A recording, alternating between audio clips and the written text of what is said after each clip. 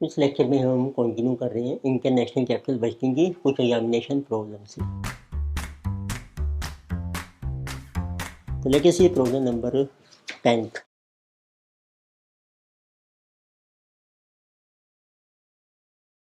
उसमें UCO mention किया है, so drill grip incorporation a US based company has won a contract in India for drilling oil field. तो एक US company है, तो ये एक प्रोजेक्ट स्टार्ट कर रही है इंडिया में। The project will require an initial investment of ₹500 crore. तो इंडिया में जो आपकी इन्वेस्टमेंट होगी जीरो पीरियड में, तो वो है आपकी ₹500 करोड़। ये करोड़ में है आपकी। The oil field along with equipment will be sold to Indian government for 740 crore in 1 year time. तो एक साल के बाद प्रोजेक्ट खत्म हो जाएगा आपका, तो ये प्रोजेक्ट हम सेल कर देंगे इंडियन गवर्नमेंट को। Project is sold at the rate of ₹740 crore.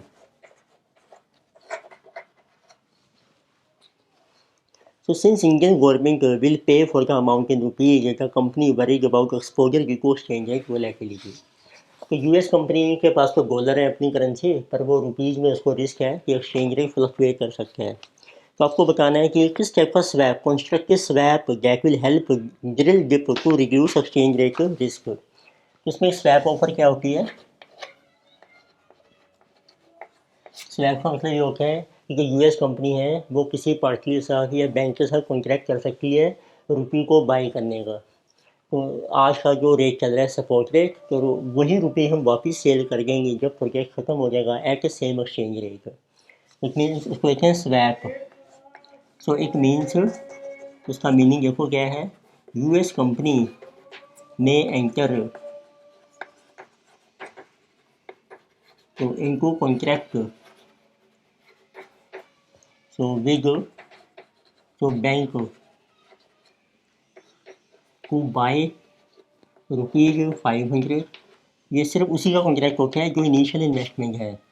And sell ₹500, ये चल रहे हैं करोड़ में at a same exchange rate.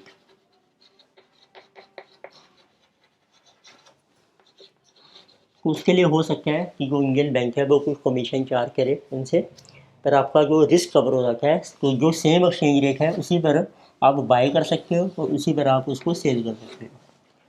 तो और जो एक्स्ट्रा प्रॉफिट होगा इस केस में, जैसे 740 माइनस 5 240, वो फिर हमें सपोर्ट रेट पर ही सेल करना पड़ेगा।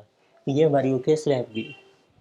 अब उन्होंने पूछा एक को, उन्होंने आपको ये बताना क्या स्लैब डील कैसे हम कर सकते हैं। Second, assuming that Indian government offer swap. अब इंडियन गवर्नमेंट के साथ फॉरेन कंपनी ने स्वैप कर लिया है at a support rate which is ₹50 per dollar in 1 year, then should the company should opt for this option और should it just do nothing.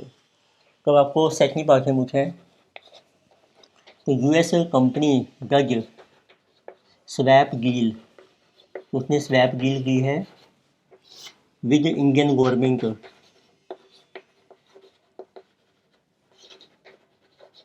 So eight the rate of ₹50 per dollar. तो naturally ये कितने amount की होगी? जो initial investment है 500 करोड़ की। And ये support rate after 1 year is, अब आपको रेट दिया है देखो, इसका मतलब है आज जो रेट है आपका जीरो पीरियड में, वो सपोर्ट रेट है आपका जिस रेट पर आप स्वैप कर रहे हैं ₹50 पर डॉलर। और आफ्टर 1 ईयर आपका जो सपोर्ट रेट है जिस है बिकम ₹54 पर डॉलर। अब ये 54 हो गया। Further you may also assume that drill grip can also take a US dollar loan at 8%। तो अब यूएस कंपनी को डॉलर का लोन मिल रहा है, dollar loan at the rate of 8% पर है। तो आपको बताना है कौन सी ऑफर बेहतर है, क्या कंपनी को स्वैप डील करनी चाहिए या नहीं करनी चाहिए। तो let us see what happens, कितना बेनिफिट हो रहा है हमें। तो फर्स्ट केस हम ले रहे हैं, if US company enters into swap deal.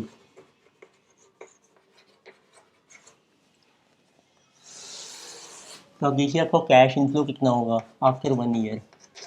आपको मिलेंगे ₹740 करोड़। उसमें से जो रुपीज़ आपके हैं 500 करोड़, देखो आपके स्वैप रेट है आपका 50, तो उसके बेस पर कन्वर्ट हो जाएंगे। तो इतनी से डॉलर में आ जाएगी आपकी, डॉलर 10 करोड़ से। और बैलेंस आपको जो प्रॉफिट हो रहा है 240 करोड़ का, तो वो हमें मार्केट रेट पे सेल करना पड़ेगा ₹54। तो उसके डॉलर बनेंगे आपके, ये इनफ्लो की वैल्यू निकाल रहे हैं हम, 1 साल के बाद जो मिलेगा आपको प्रॉफिट 240 डिवाइडेड बाई 54, इसकी वैल्यू बनेगी आपकी 4.44, 14.44 करोड़ में आ गया आपकी। अब देखो आपकी इनिशियल इन्वेस्टमेंट कितनी थी,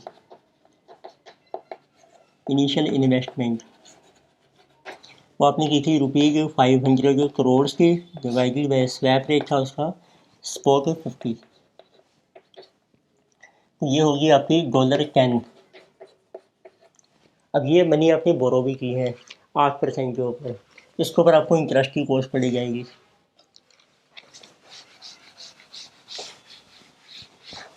तो what will be interest cost, initial investment के ऊपर आपको पड़ेगी इंटरेस्ट की cost on 10 million, that will be 8%, 1 साल की।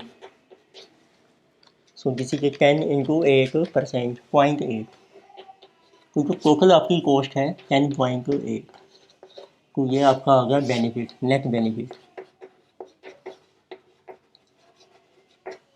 तो दिस माइनस दिस, तो दिस विल बी $3.64 आपके हैं करोड़ में, इतना आपको बेनिफिट हो जाएगा।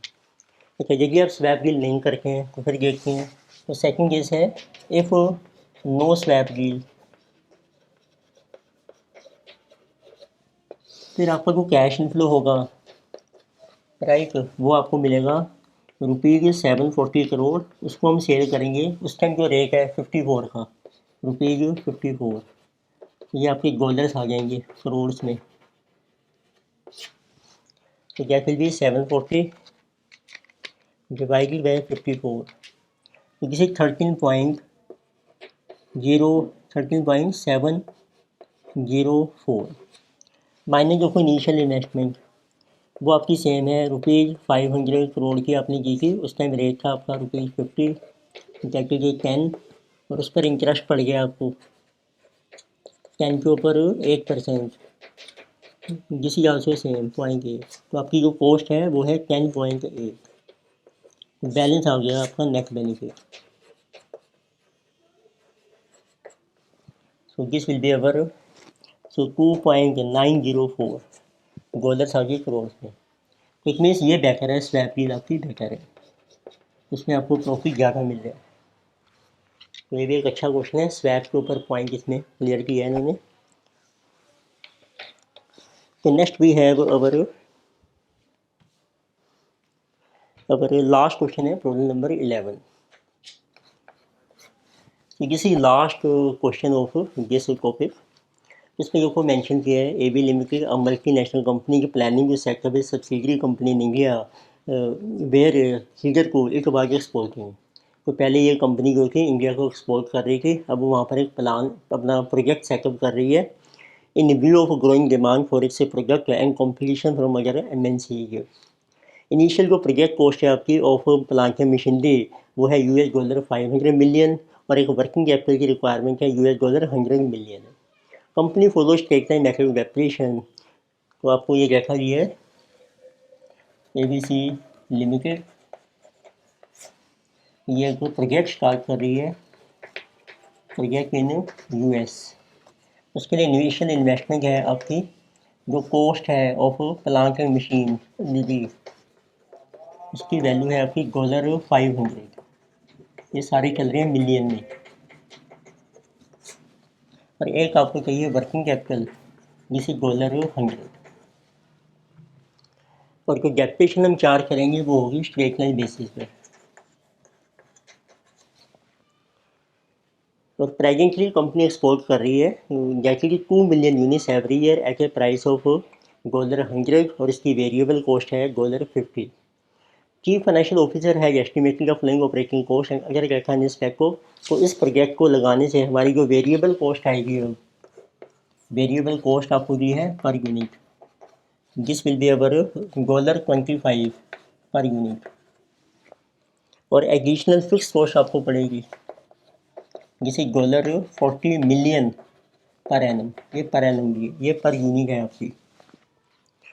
तो क्वेश्चन है जो सेल कैपेसिटी होगा प्रोजेक्ट इज 5 मिलियन यूनिट्स, और जो यूनिट्स हैं आपके जो आप सेल करेंगे या प्रोड्यूस करेंगे 5 मिलियन, तो आपको इनकम स्टेटमेंट बनानी पड़ेगी। इसमें एक्सपेक्टेड लाइफ है आपकी 5 साल की, नो सैलरी वैल्यू नहीं है, तो इससे डेप्रिसिएशन आ जाएगी 500/5, दिस विल बी 100। तो एग्जिस्टिंग वर्किंग कैपिटल इन्वेस्टमेंट है for production and sell of 2 million units through export. तो एक आपका इनिशियल वर्किंग कैपिटल भी इन्वेस्ट हो रहा है जब हम एक्सपोर्ट कर रहे हैं फॉर एक्सपोर्ट्स, जिसे $20 million. Export of the product in the coming year will decrease to 1.5 million units in case company does not open a subsidiary in India। तो देखिए आपको सब्सिडी, हम सब्सिडरी ओपन कर रहे हैं, प्रोजेक्ट लगा रहे हैं, देखिए आप सब्सिडरी नहीं स्टार्ट करके हैं तो हमारा एक्सपोर्ट्स होगा फ्यूचर में, exports per annum 1.5 million units, जिसे कि विदाउट सब्सिडरी।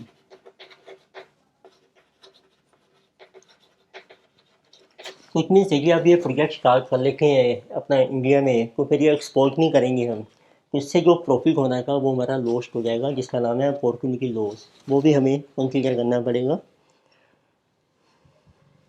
तो टैक्स रेट है आपका 30% और रिक्वायर्ड रिटर्न है आपकी 12%। तो आपको NPV कैलकुलेट करनी है और कोई विद होल्डिंग टैक्स नहीं है।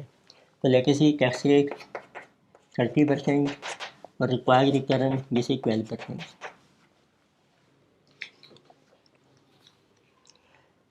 तो मीन सारा कुछ आपको डॉलर्स में ही दिया है, इसमें कोई रुपीज़ का रेट भी नहीं दिया है, तो सब डॉलर में ही कैलकुलेशन हो जाएगी आपकी। तो लेके सी पहले देखते हैं कि आपकी इनिशियल इन्वेस्टमेंट कितनी है। I0 ये है आपकी 500 की मशीनरी है, वर्किंग कैपिटल है 100 का। बट इस प्रोजेक्ट को लगाने से जो हमारा इनिशियल वर्किंग कैपिटल था ना, उसकी जरूरत नहीं पड़ेगी आपको, तो हमें देखना है सिर्फ एडिशनल। देखिए आप एक्सपोर्ट करके हैं तो 20 मिलियन हमें इन्वेस्ट करना पड़ेगा वर्किंग कैपिटल में, देखिए आप एक्सपोर्ट नहीं करके हैं फिर इसकी जरूरत नहीं है, तो ये लेस कर दो, तो इसका क्या एडिशनल हमारा 80 आ गया, जैसे कि $580 मिलियन, ये आपकी इन्वेस्टमेंट होगी।